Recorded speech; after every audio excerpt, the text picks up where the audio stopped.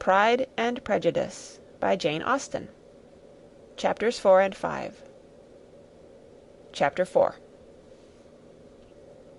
When Jane and Elizabeth were alone, the former, who had been cautious in her praise of Mr. Bingley before, expressed to her sister just how very much she admired him.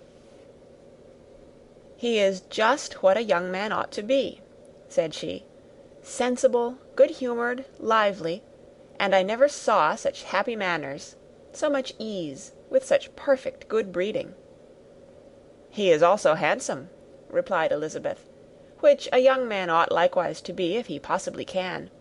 His character is thereby complete." "I was very much flattered by his asking me to dance a second time. I did not expect such a compliment." "Did not you? I did for you. But that is one great difference between us.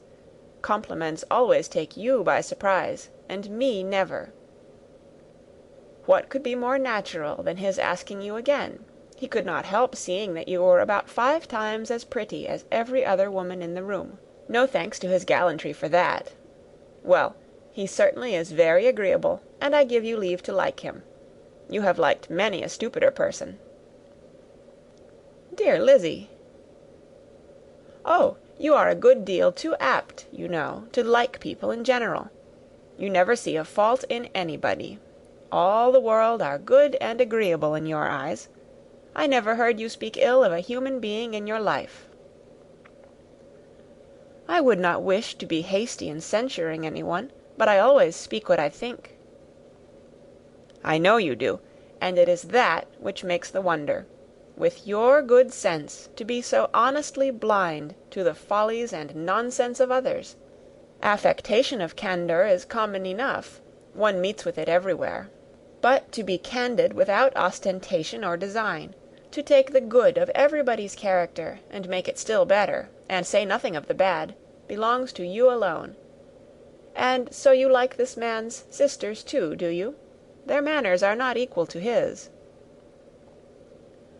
"Certainly not, at first, but they are very pleasing women when you converse with them. Miss Bingley is to live with her brother and keep his house, and I am much mistaken if we shall not find a very charming neighbour in her." Elizabeth listened in silence, but was not convinced. Their behaviour at the assembly had not been calculated to please in general, and with more quickness of observation and less pliancy of temper than her sister, and with a judgment too unassailed by any attention to herself, she was very little disposed to approve them. They were in fact very fine ladies, not deficient in good humour when they were pleased, nor in the power of making themselves agreeable when they chose it, but proud and conceited. They were rather handsome, had been educated in one of the first private seminaries in town, had a fortune of 20,000 pounds, were in the habit of spending more than they ought, and of associating with people of rank, and were therefore in every respect entitled to think well of themselves and meanly of others. They were of a respectable family in the north of England, a circumstance more deeply impressed on their memories than that their brother's fortune and their own had been acquired by trade. Mr. Bingley inherited property to the amount of nearly 100,000 pounds from his father, who had intended to purchase an estate, but did not live to do it. Mr. Bingley intended it likewise, and sometimes made choice of his county; but as he was now provided with a good house and the liberty of a manor, it was doubtful to many of those who best knew the easiness of his temper whether he might not spend the remainder of his days at Netherfield, and leave the next generation to purchase. His sisters were anxious for his having an estate of his own; but though he was now only established as a tenant, Miss Bingley was by no means unwilling to preside at his table, nor was Mrs. Hurst, who had married a man of more fashion than fortune, less disposed to consider his house as her home when it suited her. Mr. Bingley had not been of age 2 years when he was tempted by an accidental recommendation to look at Netherfield House. He did look at it, and into it for half an hour, was pleased with the situation and the principal rooms, satisfied with what the owner said in its praise, and took it immediately. Between him and Darcy there was a very steady friendship, in spite of great opposition of character. Bingley was endeared to Darcy by the easiness, openness, and ductility of his temper, though no disposition could offer a greater contrast to his own, and though with his own he never appeared dissatisfied.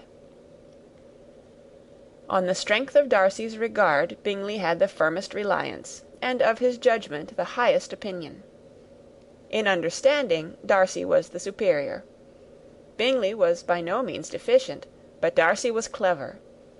He was at the same time haughty, reserved, and fastidious, and his manners, though well bred, were not inviting. In that respect his friend had greatly the advantage. Bingley was sure of being liked wherever he appeared. Darcy was continually giving offence. The manner in which they spoke of the Meryton assembly was sufficiently characteristic. Bingley had never met with more pleasant people or prettier girls in his life. Everybody had been most kind and attentive to him. There had been no formality, no stiffness. He had soon felt acquainted with all the room, and as to Miss Bennet, he could not conceive an angel more beautiful. Darcy, on the contrary, had seen a collection of people in whom there was little beauty and no fashion, for none of whom he felt the smallest interest, and from none received either attention or pleasure. Miss Bennet he acknowledged to be pretty, but she smiled too much. Mrs. Hurst and her sister allowed it to be so, but still they admired her, and liked her, and pronounced her to be a sweet girl, and one whom they would not object to know more of. Miss Bennet was therefore established as a sweet girl, and their brother felt authorized by such commendation to think of her as he chose.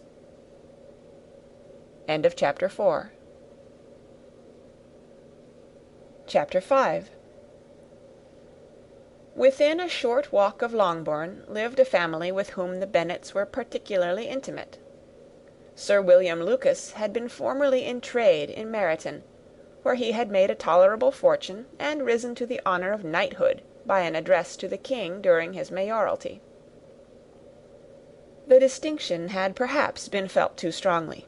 It had given him a disgust to his business, and to his residence in a small market town, and, in quitting them both, he had removed with his family to a house about a mile from Meryton, denominated from that period Lucas Lodge, where he could think with pleasure of his own importance, and, unshackled by business, occupy himself solely in being civil to all the world. For, though elated by his rank, it did not render him supercilious. On the contrary, he was all attention to everybody. By nature inoffensive, friendly, and obliging, his presentation at St. James's had made him courteous. Lady Lucas was a very good kind of woman, not too clever to be a valuable neighbour to Mrs. Bennet. They had several children. The eldest of them, a sensible, intelligent young woman, about 27, was Elizabeth's intimate friend. That the Miss Lucases and the Miss Bennets should meet to talk over a ball was absolutely necessary, and the morning after the assembly brought the former to Longbourn to hear and to communicate. "You began the evening well, Charlotte," said Mrs. Bennet, with civil self-command, to Miss Lucas. "You were Mr. Bingley's first choice." "Yes, but he seemed to like his second better." "Oh, you mean Jane, I suppose, because he danced with her twice. To be sure, that did seem as if he admired her. Indeed, I rather believe he did. I heard something about it, but I hardly know what. Something about Mr. Robinson." "Perhaps you mean what I overheard between him and Mr. Robinson. Did not I mention it to you? Mr. Robinson's asking him how he liked our Meryton assemblies, and whether he did not think there were a great many pretty women in the room, and which he thought the prettiest, and his answering immediately to the last question, 'Oh, the eldest Miss Bennet, beyond a doubt. There cannot be two opinions on that point." "Upon my word! Well, that is very decided indeed. That does seem as if... But, however, it may all come to nothing, you know." "My overhearings were more to the purpose than yours, Eliza," said Charlotte. "Mr. Darcy is not so well worth listening to as his friend, is he? Poor Eliza! To be only just tolerable. I beg you would not put it into Lizzie's head to be vexed by his ill treatment, for he is such a disagreeable man that it would be quite a misfortune to be liked by him. Mrs. Long told me last night that he sat close to her for half an hour, without once opening his lips." "Are you quite sure, ma'am? Is not there a little mistake?" said Jane. "I certainly saw Mr. Darcy speaking to her." "Aye, because she asked him at last how he liked Netherfield, and he could not help answering her; but she said he seemed quite angry at being spoke to." "Miss Bingley told me," said Jane, "that he never speaks much, unless among his intimate acquaintances. With them he is remarkably agreeable." "I do not believe a word of it, my dear. If he had been so very agreeable, he would have talked to Mrs. Long. But I can guess how it was. Everybody says that he is eat up with pride, and I dare say he had heard somehow that Mrs. Long does not keep a carriage, and had come to the ball in a hack chaise." "I do not mind his not talking to Mrs. Long," said Miss Lucas, "but I wish he had danced with Eliza." "Another time, Lizzy," said her mother, "I would not dance with him, if I were you." "I believe, ma'am, I may safely promise you never to dance with him." "His pride," said Miss Lucas, "does not offend me so much as pride often does, because there is an excuse for it. One cannot wonder that so very fine a young man, with family, fortune, everything in his favour, should think highly of himself. If I may so express it, he has a right to be proud." "That is very true," replied Elizabeth, "and I could easily forgive his pride, if he had not mortified mine." "Pride," observed Mary, who piqued herself upon the solidity of her reflections, "is a very common failing, I believe. By all that I have ever read, I am convinced that it is very common indeed, that human nature is particularly prone to it, and that there are very few of us who do not cherish a feeling of self-complacency on the score of some quality or other, real or imaginary. Vanity and pride are different things, though the words are often used synonymously. A person may be proud without being vain.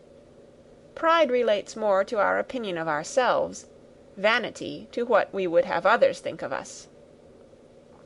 "If I were as rich as Mr. Darcy," cried a young Lucas, who came with his sisters, "I should not care how proud I was. I would keep a pack of foxhounds, and drink a bottle of wine a day." "Then you would drink a great deal more than you ought," said Mrs. Bennet; "and if I were to see you at it, I should take away your bottle directly." The boy protested that she should not. She continued to declare that she would, and the argument ended only with the visit. Chapter 5. Recorded on November 6th, 2005, in Oceanside, California.